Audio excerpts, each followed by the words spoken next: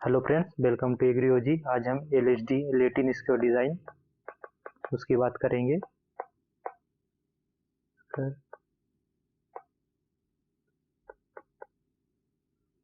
Latin square design क्या होती है? लेटिन स्क्वायर एक टाइप की रो कॉलम डिज़ाइन है। रो कॉलम डिज़ाइन, इसमें मतलब रो होते हैं, कॉलम होते हैं और ट्रीटमेंट होते हैं। तीन वेरिएबल होते हैं, इसमें तीन वेरिएबल होते हैं, थ्री वेरिएबल। ठीक है, इसलिए इसको थ्री वे क्लासिफिकेशन भी बोलते हैं। थ्री वे क्लासिफिकेशन, और थ्री वे क्लासिफिकेशन के साथ साथ इसमें क्या होता है, ये टू रिस्ट्रिक्शनल डिज़ाइन होती है।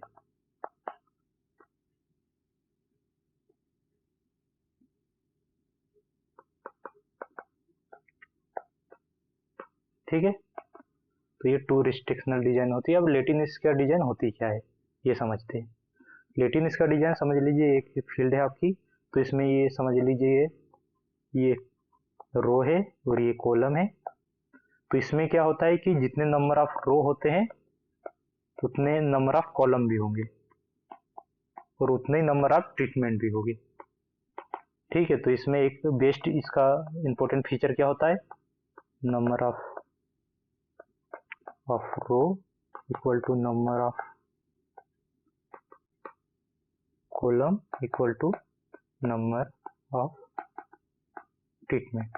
ठीक है, तो इसमें समझ लीजिए टू वे ब्लॉकिंग होती है, मतलब एक हॉरिजॉन्टली भी ब्लॉकिंग होती है और वर्टिकली भी ब्लॉकिंग होती है। तो इसको हम ऐसे समझ सकते हैं। ठीक है, तो ये जो लेटिन इसका डिजाइन है, इसके एक बहुत सारी इंपॉर्टेंट प्रॉपर्टी है। जैसे जो लेटिन इसका डिजाइन है वो हर रो, ईच रो एंड कॉलम क्या होते हैं, एक कंप्लीट इन द सेंस कि जो एक रो है वो उसमें सभी ट्रीटमेंट आ जाएंगे। जैसे टोटल 4 ट्रीटमेंट है तो 4 रो होना चाहिए, और अगर और इसी तरह कंप्लीट कॉलम भी हो, कंप्लीट रो भी होता है।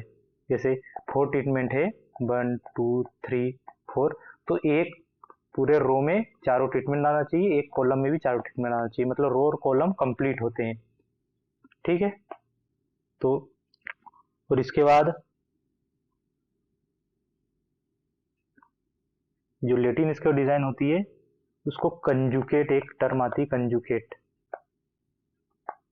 लेटिन स्क्वायर डिजाइन को कंजुकेट कब बोलेंगे, जब टू लेटिन स्क्वायर डिजाइन जो होती है उसके रो और कॉलम इंटरचेंज कर दे हम।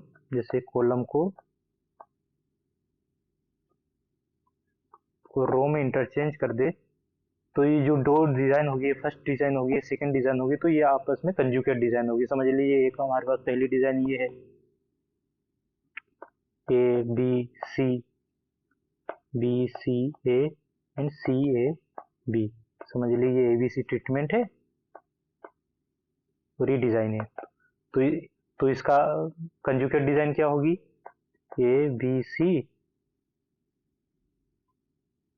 बी सी ए, ये होगा यहाँ सी ए बी। ठीक है, तो ये क्या हो गया, ये सेम आ गई। तो अगर अगर इंटरचेंज करने पर सेम वैल्यू आ जाएगी, अगर रो को कॉलम बनाएंगे तो सेम अगर डिजाइन आ जाएगी, तो ये इसको क्या बोलेंगे, सेल्फ कंजुकेट।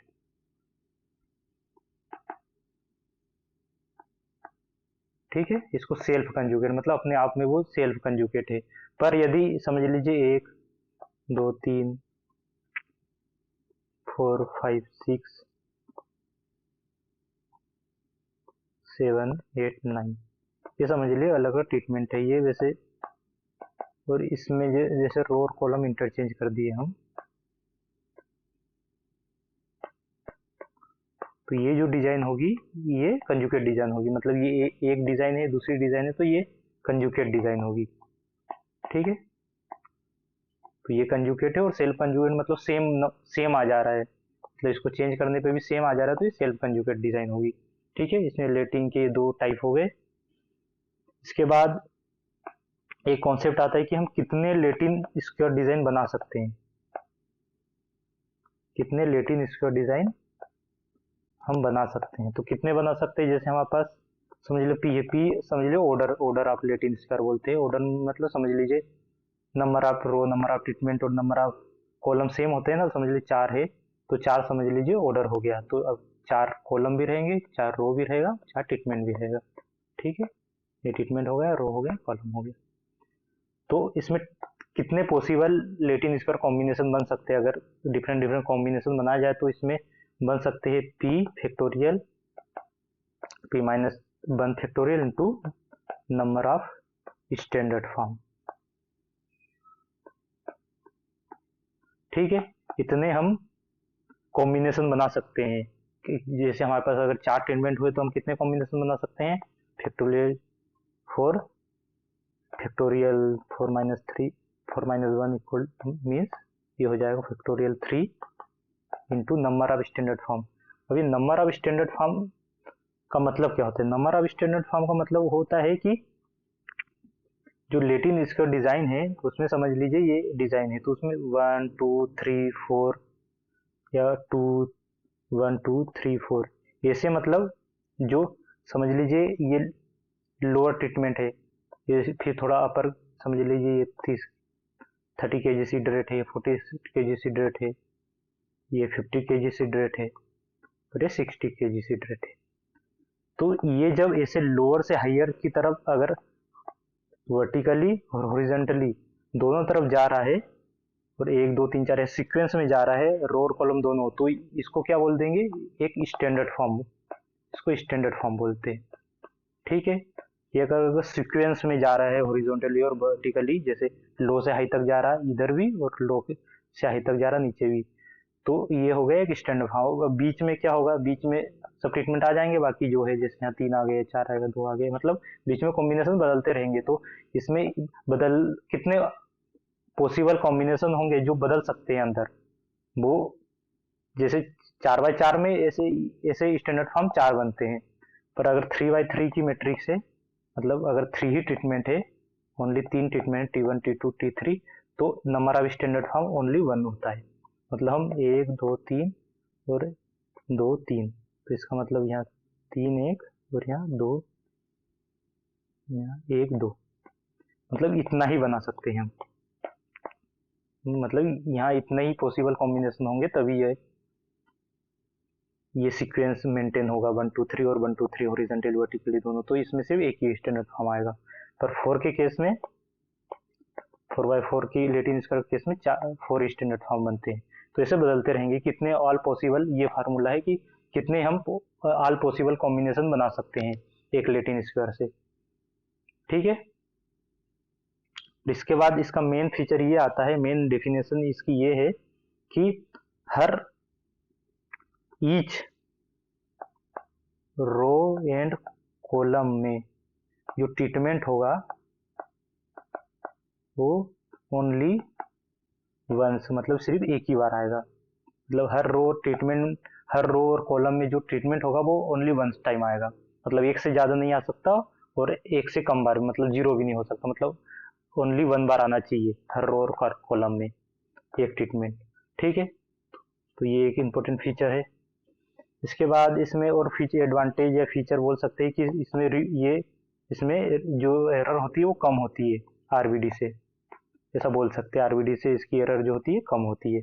इसके बाद इसमें सेम है कि मिसिंग अगर ऑब्जर्वेशन होगी हमारे पास, मिसिंग ऑब्जर्वेशन होगी तो उसका हमारे पास एक फार्मूला होता है, उससे हम आसानी से एस्टिमेट कर सकते हैं। ठीक है, क्योंकि अगर इसमें भी मिसिंग ऑब्जर्वेशन हो गई तो उसको एस्टिमेट करना पड़ेगा, नहीं तो उसको अवॉइड नहीं कर सकते, नहीं तो एनालिसिस नहीं हो पाएगा।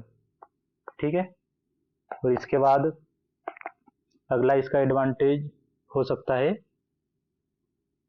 कि जो लेटिन इसका डिजाइन है बहुत इजी लेआउट है।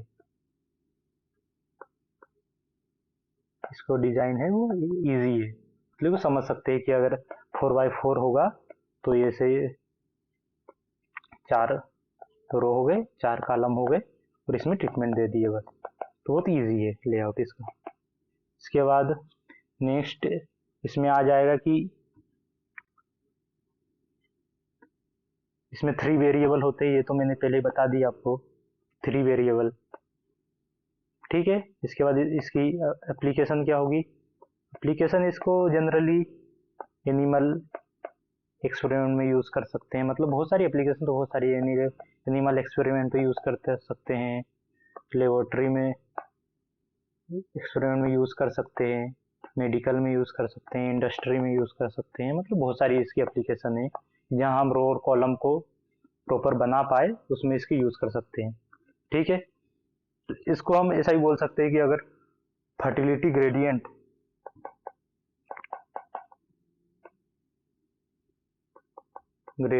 टू डायरेक्शन में है, टू डायरेक्शन में,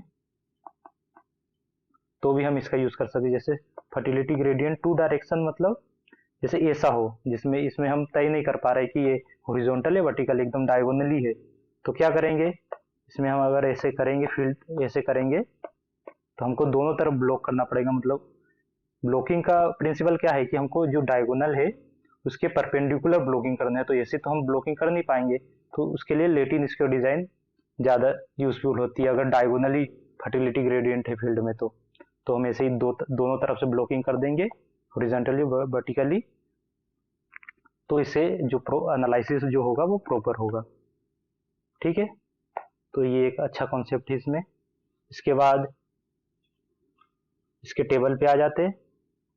इसके टेबल से पहले एक और बात जानते हैं कि जो इसमें होता है, जैसे अगर 5 ट्रीटमेंट फाइव ट्रीटमेंट से कम है, मतलब लेस है 5 ट्रीटमेंट से, तो इसका जो डिग्री ऑफ फ्रीडम है, जो डिग्री ऑफ फ्रीडम वो हमको उतनी नहीं मिल पाएगी जितनी आपको चाहिए। जैसे अपने को डिग्री ऑफ फ्रीडम कितनी चाहिए, हमको degree of freedom degree of freedom 12 होनी चाहिए कम से कम, पर अगर 5 ट्रीटमेंट से कम हुए तो हमको जो एडुकेट डिग्री ऑफ फ्रीडम नहीं मिल पाएगी। तो अगर हमारे पास ट्रीटमेंट 5 से कम है तो हम इसका यूज़ नहीं करते हैं, मतलब इसका यूज़ कर तो पाएंगे पर ये स्टेटिस्टिकली वैलिड नहीं होगा क्योंकि हमारे पास डिग्री ऑफ फ्रीडम 12 से कम हो जाएगी। ठीक है, अब इसके टेबल पे आते हैं। ठीक है, टेबल से और अच्छे समझ में आ जाएगा ये कॉन्सेप्ट की ये कि 5 ट्रीटमेंट से ये 12 से कम कैसे हो रही है डिग्री ऑफ फ्रीडम। ठीक है, तो टेबल में सिंपल पहले क्या आता है, source of variation, second degree of freedom, sum of square, mean sum of square, एक वैल्यू। ठीक है, इसमें मैंने पहले बोल दिया 3 वेरिएबल होते हैं, एक रो हो जाएगा, एक कॉलम हो जाएगा, एक ट्रीटमेंट हो जाएगा, एक एरर हो जाएगा, और टोटल लास्ट में। ठीक है, रो में क्या आ जाएगा, समझ लीजिए टी ट्रीटमेंट है, अब टी ट्रीटमेंट होगा, टी नंबर ऑफ ट्रीटमेंट होगा, तो क्या हो जाएगा, रो भी उतना ही होगा, कॉलम भी उतना ही होगा, तो समझ लीजिए t-1, इसका भी t-1, इसका भी t-1, और एरर का यहाँ डिग्री ऑफ फ्रीडम का फार्मूला होता है t-1 इंटू t-2, ये होता है, तो टोटल आ जाएगा t का स्क्वायर -1, t का स्क्वायर -1 मतलब इसको n भी बोल सकते हैं, n-1, क्योंकि n टोटल यूनिट कितनी होगी, टी स्क्वायर ही होगी। ठीक है, सम ऑफ स्क्वायर वही हो जाएगा, sum of square row, sum of square column, sum of square treatment, sum of square error, और टोटल ऐसे जैसे मीन स्क्वायर फार्मूला आ जाएगा, इसको डिग्री ऑफ फ्रीडम से डिवाइड करेंगे, इसको करेंगे तो मीन का हो जाएगा, तो ये एम एस आर आ जाएगा, यहाँ एम एस सी आ जाएगा, यहाँ एम एस टी ट्रीटमेंट आ जाएगा, यहाँ एम एस ई आ जाएगा। जैसे ये वैल्यू भी 3 है, वैल्यू निकलेगी क्योंकि एरर हमेशा नीचे आ जाती है, क्या हो जाएगी M S R by M S E, ये रो के लिए, फिर M S C by M S E column के लिए, फिर M S T by M S E ये ट्रीटमेंट के लिए। ठीक है, तो ये 3 वैल्यू आ गई। एनालिसिस वैसे ही करते हैं जैसे हमने पिछली वीडियो में डिस्कस किया था। ठीक है, इसका क्रिटिकल डिफरेंस का क्या फार्मूला होगा, सेम फार्मूला होगा, जैसे टी है, टी मतलब टी टेस्ट है ये जो, इंटू इसका ए सी 2/t, ए सी वही मैंने बोला था, ए सी क्या होगा, रूट में एम एस ई। ठीक है, जैसे हम पहली वीडियो में डिस्कस कर चुके हैं सी डी का फार्मूला क्रिटिकल डिफरेंस का, और एनालिसिस वैसे ही करते हैं जैसे हमने पिछली वीडियो में डिस्कस किया। अगर सी डी बड़ा होगा, समझ लो T1 और T4 से, अगर सी डी बड़ा होगा तो इसका मतलब ये दोनों सेम है, इन दोनों के बीच में क्रिटिकल डिफरेंस नहीं है, पर अगर छोटा होगा मतलब इनके दोनों के बीच में क्रिटिकल डिफरेंस है। ठीक है, तो ये हो गया LSD खत्म। अब हम ये कॉन्सेप्ट जान लेते कि ये 5, जैसे हम 5 ट्रीटमेंट ले रहे हैं, ठीक है, तो 5 ट्रीटमेंट में एरर डिग्री ऑफ फ्रीडम कितनी हो जाएगी हमारे पास? डिग्री ऑफ फ्रीडम का फार्मूला क्या है? T-1 T-2। ठीक है, तो 5 ट्रीटमेंट में कितना हो जाएगा? 5 - 1 5 - 2 4 × 3 मतलब 12। मतलब 5 ट्रीटमेंट रहेंगे तब जाके एरर डिग्री ऑफ फ्रीडम 12 रहेगी। पर अगर 4 ट्रीटमेंट ले लिए तो कितना हो जाएगा एरर डिग्री ऑफ फ्रीडम? 4 - 1 × 4 - 2। ठीक है, तो 3 × 2 तो ये 6। तो हमको तो डिजाइन ऑफ एक्सपेरिमेंट का में हमको चाहिए रहता है कि मिनिमम 12 डिग्री ऑफ फ्रीडम तो चाहिए एरर का, तो यहाँ तो 6 आ जा रहा है। तो इसलिए LSD हमेशा ग्रेटर देन और इक्वल टू 5 ट्रीटमेंट पे ही लागू होती है। ठीक है, तो ये था आज का LSD का लेक्चर। होप करते हैं कि आपको समझ में आया होगा। तब तक thank you, all the best.